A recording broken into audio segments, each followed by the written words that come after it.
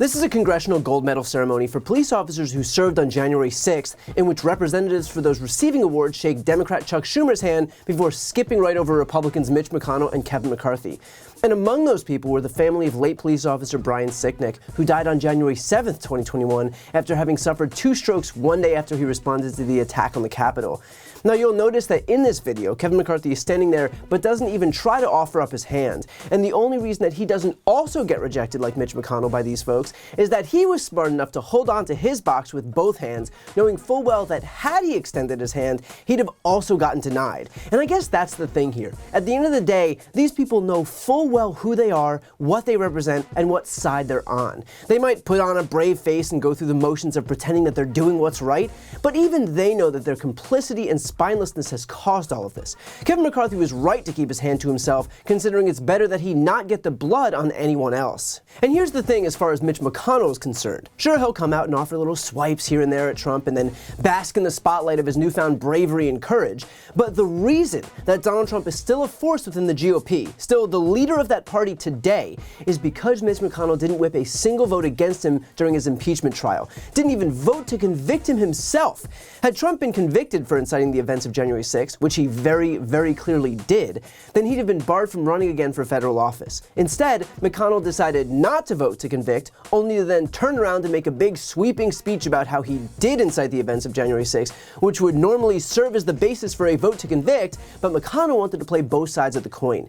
He wanted to coddle Trump because he is a coward just like everybody else in that party who wouldn't dare put country over party, and he wanted to signal to the donor base of the Republican Party that he's still a responsible Republican who's obviously capable of discerning right from wrong, so don't worry, keep those checks rolling in.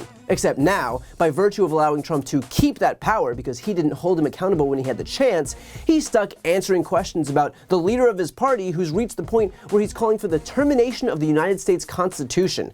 Really healthy party they've got, huh? Now here's what Brian Sicknick's brother, Ken Sicknick, said when asked about refusing to shake McConnell and McCarthy's hands. And bear in mind, Ken has been forthright in saying that he is a lifelong Republican. Self-explanatory, but, you know, they came out right away and condemned what happened on January 6th, and whatever hold that Trump has on them, they've backstepped, they've danced, they won't admit to wrongdoing, not necessarily them themselves, but of Trump, of the rioters.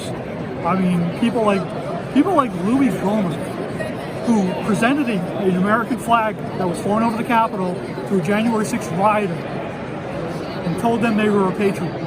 It's disgusting. And it takes away everything my brother's done. It takes away the heroism my brother showed. You know. You don't think they deserved a handshake in this context? No, definitely not. No, because unlike Liz Cheney, they have no idea what integrity is. They can't stand up for what's right and wrong. But with them it's party first. Liz gave up her political career to do what was right and try to find the truth. She's the one ray of hope, well, her and the whole committee, that they can show integrity, that they can show they actually care about the process, about democracy, about everything that goes on. And these guys are, as long as it's got a big R in front of it, we're going to do whatever you do. Brian Sicknick's mother, Gladys, also spoke out, saying, "I don't understand how they can stand there. They'll go down to Mar-a-Lago and kiss his ring or whatever they do down there." In other words, we can all see through the empty rhetoric being passed off by Republicans because we have eyes and we can see what they do, and how it doesn't comport in the slightest with prepared remarks like this one by Kevin McCarthy. I appreciate the House and Senate for agreeing to use the rotunda to honor the Capitol Police and D.C. Police. Today we pay tribute to their service and sacrifice on January 6th. These brave men and women in uniform stood strong in the line of duty for our country, and we're forever grateful for that. This Congressional Gold Medal commemorates their courage, professionalism, and patriotism. Yeah, I'll be right back. Just gonna go vomit. And by the way, it's not like the feckless fealty to Donald Trump that enabled all of this is gone. Here's Mitch McConnell today failing to rule out voting for Trump if he's the nominee. First, let me just say that anyone seeking the presidency who thinks that the Constitution could somehow be suspended or not followed, it seems to me would have a very hard time being sworn in. as President of the United States.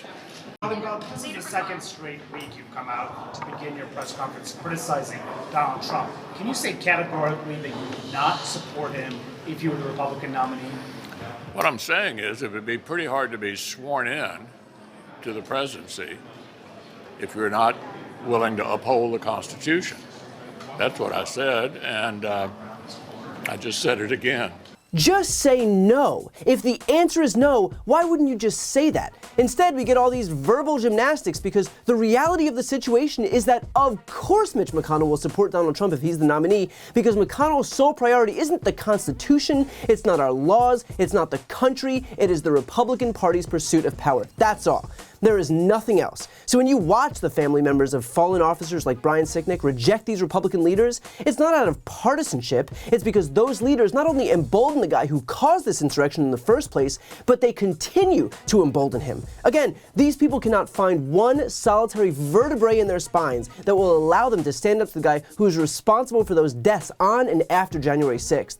The idea that they would ever expect a modicum of respect, much less a handshake from the victims' families, is so fucking diluted that I'm not able to wrap my mind around it. So good on these gold medal recipients for showing more courage in the 2 seconds it took to snub Mitch McConnell and Kevin McCarthy than either one of those two men have been able to display in the year since the January 6th attack took place. Maybe those Republicans can learn a thing or two about having some values, although, given what we've seen so far, wouldn't exactly hold my breath. Before you go, if you enjoyed this video and want to see more, please make sure to subscribe to my channel. You can click the thumbnail right here on this screen. And if you want to support my work even further, the best way is to subscribe to my podcast, No Lie with Brian Tyler Cohen. There you can check out my interviews with major players in the world of politics, including President Biden, Vice President Kamala Harris, Pete Buttigieg, Elizabeth Warren, Katie Porter, Jamie Raskin, and so many more.